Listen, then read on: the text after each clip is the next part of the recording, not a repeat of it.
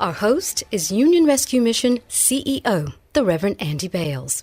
This evening's special guest is Michael Leb. He's the Chief Executive Officer of Choctal. Welcome, Michael. Thanks, Andy. My pleasure to be here. So what got you into food? Well, as I like to tell people, Andy, I'm a recovering lawyer, but I am passionate about food and have been for quite some time. And it's now at this stage in my career that I'm finally able to take the plunge and run my own food company, which we've been at for about a year now.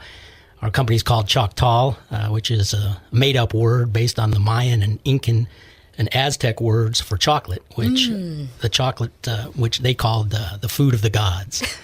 And so we're all about single origin chocolate and vanilla ice creams of the highest quality. Our focus is on single origin, which is different from most other products in that the chocolates or vanillas come from different locations around the world. And when we say we have, for example, Ghana chocolate ice cream, all of the chocolate is from Ghana. Wow. And it's, I think the folks in the room here can attest, it's yummy. But what caused you to have a concern about the folks on Skid Row, and what caused you to donate? Well, I think I was raised by folks who had a real sense of social obligation. I grew up a lot more fortunate than a lot of people, and I had values instilled in me by my parents that said, you have an obligation to give back. And candidly, I think that I postponed the give back probably too late in my life, but finally got the point. And a couple years ago, I volunteered at the one of the missions downtown. And because I'm a foodie, my passion is cooking and food. I volunteered in the kitchen there, preparing lunch every Friday for the group. And I heard a lot of stories. And a lot of those stories were sort of there, but for the grace of God, go I stories.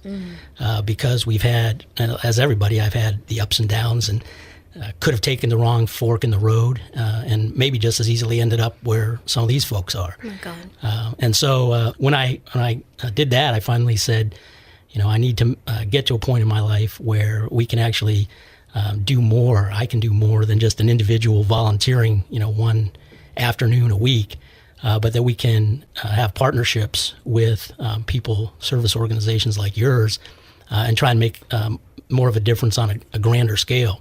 The focus of our company is not just making a high-quality product, which we do, and not just making money, which you have to do to do good work, but we have the other legs of our stool, I like to call them, are the community and the obligation to the planet.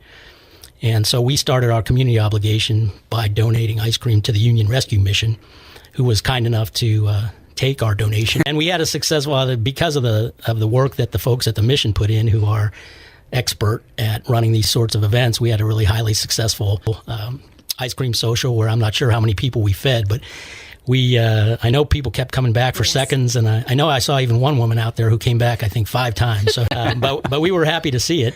And then ultimately our goal, since we're producing products that are farmed or produced in the rainforests across the world, those are typically underserved areas.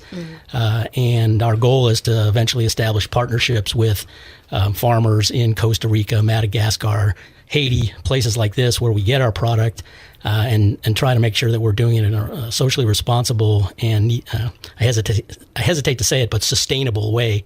And by sustainable, that's the buzzword, I guess, in corporate America these days. But we actually mean trying to make sure that the folks are responsibly treating the environment and that we're responsibly treating them when we buy our product. So sometimes doing that makes the product a little more expensive, but I think when people understand what our mission is, people are willing to pay for that sort of thing. Well, Michael, let me describe for everybody what happens on a big ice cream day at Union Rescue Mission. We get these big containers of ice cream, many flavors, and we set up a table on our back parking lot, and we have our team come down, our staff comes down and volunteers, and we get big scoopers and folks outside the gate. Several thousand people live on Skid Row, unfortunately, and they line up, and a youth group introduced us to this. We have one person come in at a time, and we announce their name, and they raise their hands as if they're a Hollywood star saying hi to the crowds, and everybody claps and cheers for them. And then they select, I want I want 1 scoop of this, 2 scoops of that. And the ice cream goes until the line runs out. And as you said, maybe sometimes 1,000 people get in line, and then they try to come back a couple times. But you can imagine the treat that is on a hot sunny day, and you're on the streets all day experiencing homelessness, and you get treated to an ice cream. And as one of our friends said, we add toppings and we add cookies. Well, toppings, but what do you say? Toppings? We don't need no stinking toppings. Your ice cream is so good, you don't need any stinking toppings.